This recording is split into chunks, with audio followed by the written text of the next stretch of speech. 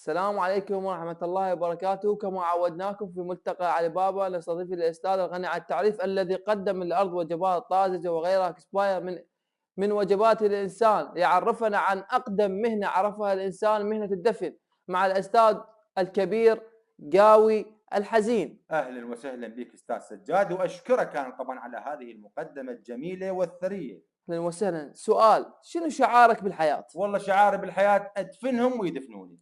إيش وقت مارست هذه المهنة؟ والله مارست هذه المهنة من طلعت من بطن أمي وأنا أدفن بيدي كركة طلعت، حتى الجهال اللي ألعب وياهم خرز دوامات أدفن الخرز والدوامات، هاي مهنتي بالحياة. موقف طريف مر بيك؟ طبعا هن المواقف هواية يا أستاذ سجاد، وأنا أذكر لك موقف واحد اللي ظل لحد الآن مشلب براسي.